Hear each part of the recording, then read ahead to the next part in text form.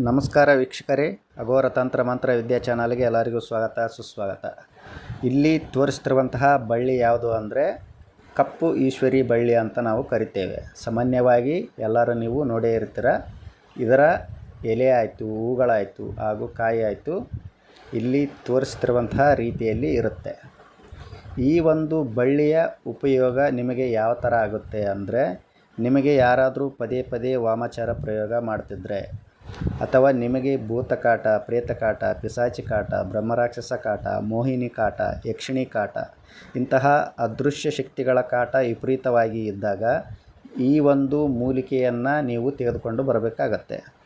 ಯಾವ ಥರ ನೀವು ಈ ಒಂದು ಮೂಲಿಕೆಯನ್ನು ತೆಗೆದುಕೊಂಡು ಬರಬೇಕು ಅಂದರೆ, ಭಾನುವಾರ ಅಮಾವಾಸ್ಯೆ, ಗುರುವಾರ ಅಮಾವಾಸ್ಯೆ, ಇಲ್ಲಾಂದರೆ ಹುಣ್ಣಿಮೆಗಳಲ್ಲಿ, ಸಿದ್ಧಿ ದಿನಗಳಲ್ಲಿ ನೀವು ನಾಳೆ ಸಿದ್ಧಿ ದಿನ ಇದೆ ಅಂದರೆ ಇವತ್ತಿನ ದಿನ ನೀವು ಆಮಂತ್ರಣವನ್ನು ಕೊಟ್ಟು ಬರಬೇಕು. ಸಾಯಂಕಾಲ ಆಮಂತ್ರಣವನ್ನು ಕೊಟ್ಟು ಬೆಳಗಿನ ಜಾವ ಬ್ರಾಹ್ಮಿ ಮುಹೂರ್ತದಲ್ಲಿ ನೀವು ಈ ಒಂದು ಈಶ್ವರಿ ಬಳ್ಳಿಯ ಸಮೂಲವನ್ನು ಬೇರು ಸಹಿತ ಕಿತ್ತಿಕೊಂಡು ಬರಬೇಕಾಗತ್ತೆ.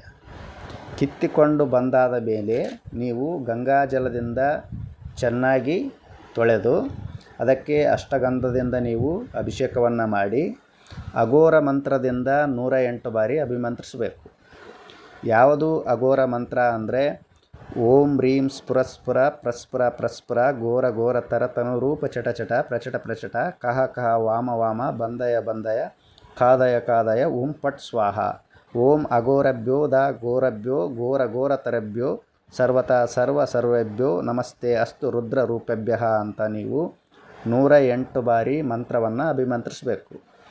ಈಶ್ವರಿ ಬಳ್ಳಿಗೆ ನೀವು ಅಭಿಮಂತ್ರಿಸಿದಾದ ಮೇಲೆ ಈಶ್ವರಿ ಬಳ್ಳಿಯ ಬೇರನ್ನು ಪಂಚಲೋಹದ ತಾಯ್ತದಲ್ಲಾಗಲಿ ಇಲ್ಲಾಂದರೆ ಬೆಳ್ಳಿಯ ತಾಯ್ತದಲ್ಲಾಗಲಿ ನೀವು ತುಂಬಿಕೊಳ್ಳಬೇಕು. ತದನಂತರ ಈಶ್ವರಿ ಬಳ್ಳಿಯ ಸೊಪ್ಪು ಹಾಗೂ ಕಾಂಡವನ್ನು ನೀವು ಧೂಪವನ್ನು ಹಾಕೋಕ್ಕೆ ಬಳಕೆಯನ್ನು ಮಾಡಿಕೊಳ್ಳಬೇಕು.